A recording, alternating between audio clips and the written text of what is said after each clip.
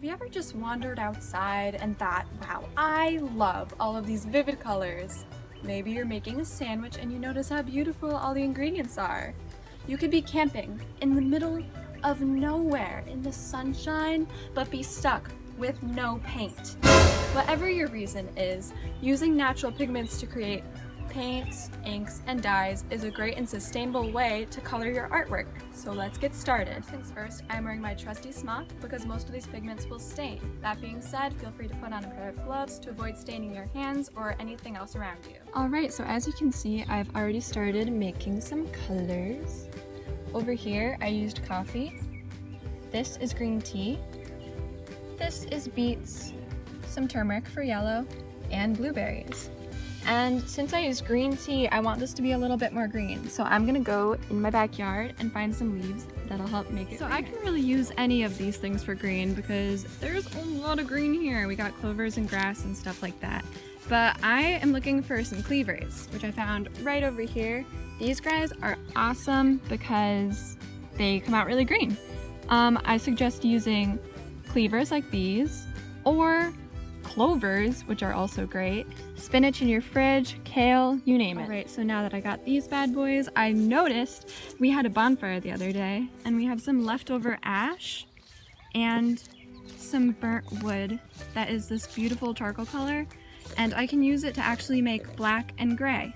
So it's not hot anymore, which is a good thing, so I can touch it and I can just break it off and bring it up. So what's great about this is you can really find anything in your backyard, even in your refrigerator, that you can use to make these pigments.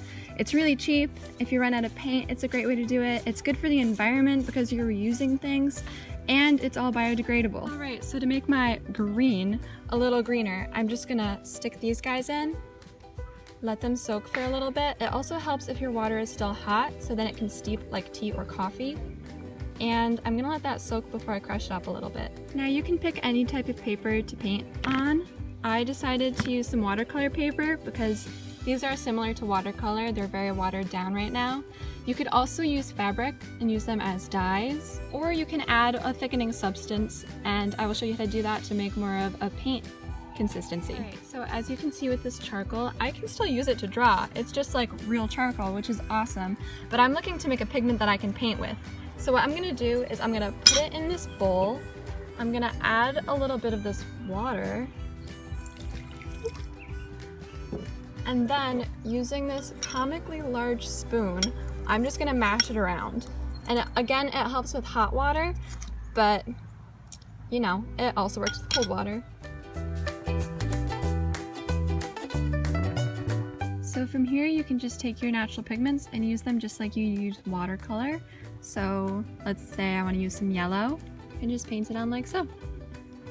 And the more water you add, the lighter the color is going to be. The more pigment you add, the darker the color is going to be, just like watercolor.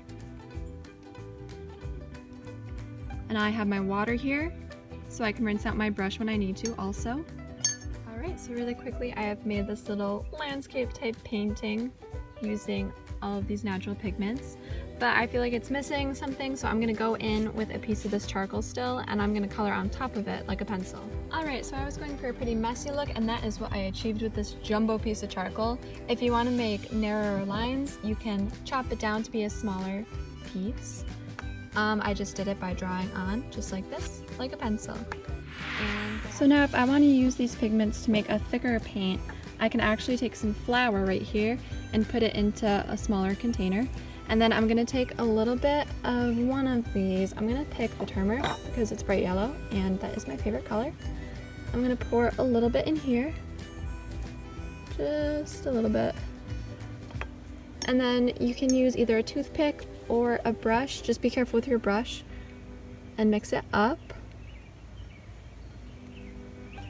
And it's gonna thicken. So I'm gonna do this a couple times so that I get the yellow that I want. Now keep in mind the color that you put in is going to change because you're adding it to white flour or whatever else you might be adding it to. You can use baby powder, so on and so forth.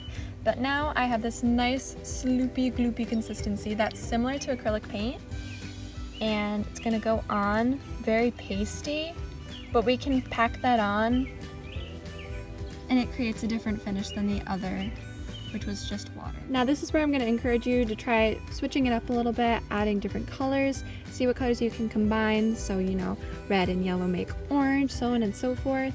And you can have a lot of fun changing up the texture and the color. Alright, I hope this video helped. Thank you all for watching.